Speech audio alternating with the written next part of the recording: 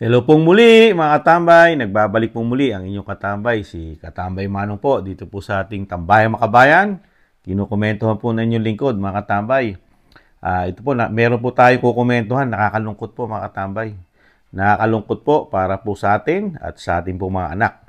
At lalo-lalo po sa ating mga syudad o barangays. Dahil po talagang nakikita naman po natin na talagang talamak na naman ang droga sa ating bansa. Ito, mismo ang kapulisan na ang nagsabi na nagbabali ka na naman po. Nagbabali ka na naman po ang droga at sinasabing nagagamit na po ang droga. Pati po dito sa mga ilang mga opisyal o may mga opisyal na pong gumagamit para po dito sa sinasabing mga illegal na droga. Nakakalungkot po mga katambay. Sa kabila po ng naranasan natin ng 6 na taon na nanahimik po at nagkaroon ng takot ang mga drug lord, mga addict, at ang mga nagbebenta nito, di po ba? Pero ngayon, napalitan lang po administrasyon, bigla pong bumalik at talagang laganap na laganap po sa ating bansa ang droga. Lalo po sa Metro Manila, mga katambay. Ito, painggan po natin ang balita po ng UNTV at sa pangunguna po ni Police Brigadier General Elizar Mata. Ito po mga katambay at kumentuhan po natin. Yung liquid naman yun, ginagawa na solid, parang siya mo pa rin nga eh. Nag-crystallize pa rin may process. Ay, siya mo from liquid na mahirap i-detect minsan, di ba?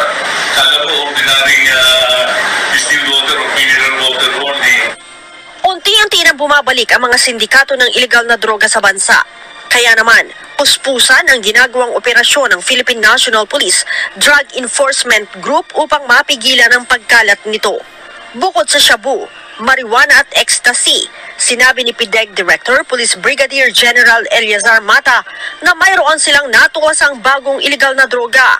Kumpara sa shabu, mas mura umano, hindi masangsang ang amoy at mas mahina ang epekto ng bagong droga na tinawag na methylamphetamine. One of the suspects is introducing another drug. Yung liquid form na shown earlier or mentioned earlier, which is cheaper and less neurotoxic effect to an individual using it. That is a new discovery in the milestone of conduct of illegal drugs in our country. Pwede na rin po parang gawin ito doon sa room lang ng isang condominium na kapag manufacture sila ng small scale na cheaper compared to ordinary sa blue. Lesser ang tama na toxin sa ating Eurosystem. Ibig sabihin, hindi masyado nakakabaliw itong drugs na ini-introduce nila. Nag-innovative po sila. Nakalagay aniya ito sa pakete ng mga pagkain ng koi fish at iniaalok ng mga sindikato online. Wow. Sabay bust operation sa Pasay at Parañaque noong nakaraang araw. Sinabi ni Mata na 3 Chinese ang nahuli nila at nasa 8 milyong pisong halaga ng droga ang nakumpiska. Kaugnay nito, kinumpirma din ni Mata na mayroon silang bagong listahan ng mga local chief executives na sangkot sa kalakalan ng illegal na droga. We received report that right now we are validating and conducting intelligence operations against those local government executives involved in distribution of proliferation of illegal drugs in our country, which will allegedly finance their desire to run for an election. Mayroon din silang mga natanggap na report kaugnay ng pagdagsa ng droga sa bansa dahil sa papalapit na Yuletide season. Cyprus Group syndicate involved in illegal drugs that distributed or distributing illegal drugs all over the country. Right now we are going towards Yuletide season. They know the demand will be higher and the price of illegal drugs will be higher. Kasama din sa nasagap nilang impormasyon ay ang pagdagsa ng illegal na droga para sa papalapit na midterm elections. Ito'y upang magamit ng mga tiwaling politiko ang drug money sa kampanya. Talaga, wala na pong takot ngayon mga tambay. Dahil nga ang gobyerno natin, una-una, hindi na po naglungsad ng war on drugs. Di ba? Yung ginawa po ni dating Pangulong Duterte na talagang tutok ang mga kapulisan, istrikto sa pagpapatupad po, lalo po sa illegal na droga. Pero po nung napalitan po ang ating Pangulong Duterte, ang dating Pangulong Duterte, nabago na po. Iba na po ang naging pulisiya ng ating Pangulong Marcos about sa droga. Nakakalungkot lang po. Dahil yung mga normal na tao, pagka ganitong laganap na naman ng droga, sino po ang nadidisgrasya? Sino po ang napeperwisyo? Di po ba? Di po ba yung mga taong katulad natin na normal na ang buhay natin, lalo sa ating mga tahanan, hindi natin alam kung secured pa ba tayo, lalo sa gabi. Dahil lumalaganap na naman ang gumagamit at nakakapasok na droga sa ating bansa. Di mo? Mismo ang kapulisan, mga katambay, umamin po si Police Brigadier General Elizar Mata na talagang lagana po ang droga sa buong bansa. Lalong-lalo na may mga intelligence sila na may mga sangkot pa na naman, bumabalik na naman mga tambay, lalo yung mga tiwali at sinasabing matakaw sa kapangyarihan, ginagamit po na isang kapital para sa pamumulitika, panggastos, panuhol, pambayad sa mga botante na hinusuhulan po nila ay galing po di umano sa pera ng droga. Nakakalungkot lang po. Dahil ito po ay dinatnan po dati ni Pangulong Duterte yung ganitong sitwasyon na parang narco-politics ng ating bansa. Di ba? Inabutan niya po ito eh. Binago niya ito. Pati po ang kapulisan ay nabago po. Binago po ni Pangulong Duterte ang bulok na konstitusyon ng PNP. Di ba? Dahil nga, nung panahon po ng inabutan, pinalitan ni dating Pangulong Marcos, sumalangit nawa, laganap na laganap lahat ng klase ng uri, krimen, droga, at napakarami pa na illegal sa ating bansa. Di po ba? Pati kulungan, nagiging gawaan di umano. At may nagpatunay niyan. Di ba? Kulungan, gawaan ng droga. Mga sundalo, mga kapulisan, may mga sundalo, sangkot, may mga politiko, sangkot. Yung iba, naglayasan sa ating bansa dahil nga sa takot, dahil yung progresibo at tutok ni dating Pangulong Duterte sa droga. Pero ngayon, wala tayong nakitang kamay na bakal pagdating sa pagsugpo ng droga sa bagong Pilipinas. Kaya, 2 taon pa lang, lumala na. Bumalik at lumala ang droga sa ating bansa. Dahil hindi rin natin maiwasan, mga katambay. Dahil mismo ang Pangulo ng Pilipinas, may isyong gumagamit ng droga. Kaya paano matututukan ang droga kung ang mismong Pangulo ay may issue nito na gumagamit ng pinagbabawal na gamot? Nakakalungkot lang po. Dahil naging maluwag po ang ating bansa ngayon. Napakaluwag po. Lalo po sa droga. Di po ba? Dahil nga mismo ang kapulisan natin ay may problema na ang kanilang konstitusyon, ang kanilang organisasyon. Dahil mismo dito kay Colonel nung nakaraan po, di ba? Yung ating nagpahayag po, di ba? Nakakalungkot, di ba? Dahil pinahayag po ni Colonel Pulido po yata yun, Espinido, ni Colonel Espinido na ang pinaka biggest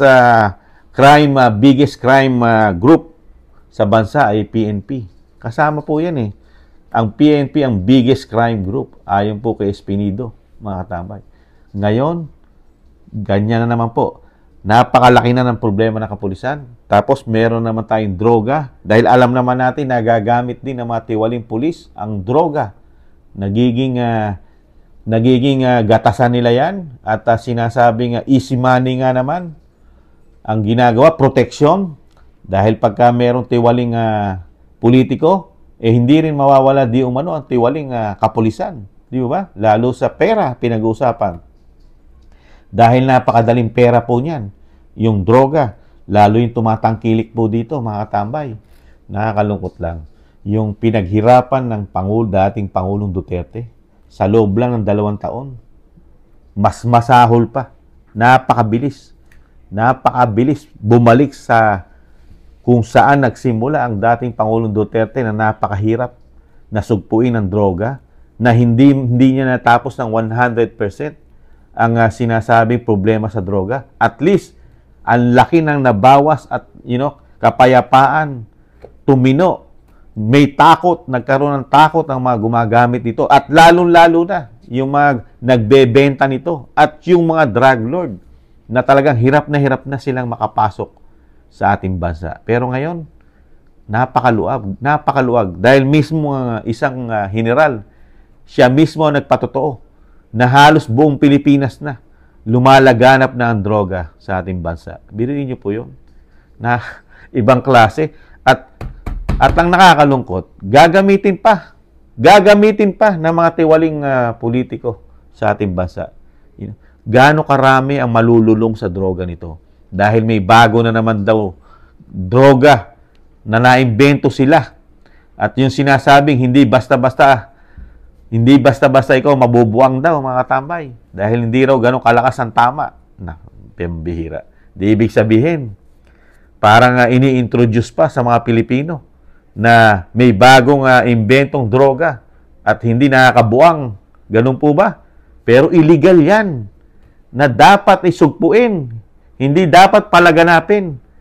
Kasi ngayon, nakikita po ni Kamanong, komento ni Kamanong, walang kamay na bakal ang ating Pangulo. Paisi-isi lang siya. Iba ang kanyang pulisiya pagdating sa droga. Di ba? Ibang-iba. Nakakalungkot lang. Kaya lang, ang sinasabi nga ni Kamanong, tayo ang magkakaproblema dyan. Pag lumala at lumala ng lumala yan, at dumami na naman dumami sa ating barangay, ang mga addictus, tayo, yung mga anak natin, ang madidisgrasya. Di ba? Lalo yung mga anak ng mga OFW na naiiwanan. Ang mga magulang ay nasa ibang bansa. Pag laganap na yan, di ba? Baka mabarkada sa mga addictus yan. Masama sa mga maling bisyo dahil walang magulang na umaaruga dahil nasa ibang bansa. Huwag naman sana. Walang proteksyon. Mismo, nakakalungkot, mismo, mga politiko, mga LGUs na sinasabi po ng general. At syempre, pati po mga kapulisan natin, yung mga iskalawag natin mga kapulisan, magagamit na naman po ang droga para magkapera na naman sila. Di ba? Nakakalungkot. Ano na kaya ang tatahakin ng ating bansa, mga katambay? Ibang klase. Talagang nakakapanghinayang lang. Nangihinayang lang po si Kamanong doon sa nagawang sakripisyo ng dating Pangulong Duterte at yung mga kapulisan na nagtatrabaho at naibango na yung kanilang dignidad kahit papaano, bumalik ang tiwala ng mga Pilipino sa mga kapulisan nung naging presidente ang dating Pangulong Duterte. Pero ngayon, nawala na naman ang tiwala ng taong bayan sa kapulisan, mga katambay. Sa dami ng drogang nakapasok, tapos meron pang isa pang kernel na nagpatotoo, si Espinido, na ang napakalaking biggest crime group ang kapulisan, mga katambay. Birin mo, nasabihin ng isang kapulisan yon mismo, kabaro niya. Di ba? Nakakalungkot lang. Pambihira. Ano pa sa palagay niyo, mga katambay? Ano pa tatahakin natin ng ating bansa? Yung pinaghirapan ng dating Pangulong Duterte, pagsugpo sa droga, sa loob lang ng 2 taon, hinigitan pa. Welcome na naman ang mga drug lord. Welcome na naman ang mga politikong gumagamit ito para maging puhunan sa kanilang ambisyon sa politika. At welcome na naman para sa mga pulis na mga iskalawag na ginagamit na, hanap buhay ang droga, mga katambay. Nakakalungkot. Kaya sana mga katambay, lalo yung mga malalapit dyan sa nagaganap sa atin, sa maisog, yung mga maisog natin na rally. Kung malalapit po kayo sa area, pwede rin po kayong magpahayag ng saloobin natin, lalo sa nangyayari sa ating bansa. Lalo po yung nasa Metro Manila, nandiyan po tayo sa liwasan na Bonifacio. Kung may pagkakataon po, mga katambay, pwede po tayong makiisa sa kanila at lalo po panawagan natin lalo po itong droga na mga anak natin, mga mga kamag-anak natin, malalapit nating mga kaibigan, kakilala na po pwedeng ma-involve dito. Kaya kailangan tuldukan na po ito mga tambay. Hanggat maaari, lagyan na po ito talaga ng sinasabing kamay na bakal pagdating sa droga. Napakahirap na ng bansa natin. Isusuong mo pa sa bisyong droga. Hirap na nga tayo mag-budget sa napakamahal na mga bilihin sa ating bansa. Lahat na lang nagtataasan. Tapos sasabayan mo pa ng meron ka pang makahalubilo na nagdodroga. Lalagana pa, pati mga kapitbahay mo, huwag naman sana, puro addictus na. Tapos ang mga negosyo, droga. Di ba? Hirap ka na sa buhay, nakaamba pa sa iyong kapahamakan na hindi mo alam kung kailan ka papasukin ng mga addictus. Pag ito'y mga lulong na sa droga. Di ba? Nakakalungkot lang po. Kayo po mga tambay, ano po sa tingin nyo? May pag-asa pa ba? Sa tingin nyo po ba, mababago pa ang pulisiya ng Pangulong Marcos dito sa lumalaganap na droga? O kailangan na po na magkaroon po ng sinasabing bagong Pangulo kaya, mga tambay? Magkaroon kaya ng bagong Pangulo at maiba naman ang pulisiya? Di kaya? Nakakalungkot po. Muli po si Katambay Manong na lulungkot po sa nangyayari sa nagawa ng dating Pangulong Duterte na nasayang lang mga tabay. Nasayang yung kanya sinimulan. Bumalik ulit sa mas lumala pa. Bumalik sa umpisa, lumala pa. Nakakalungkot lang po.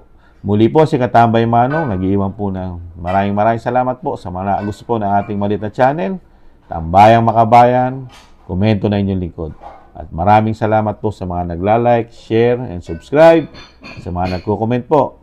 Sa muli po mga tambay, ingatan po tayo at paalam. Bye-bye.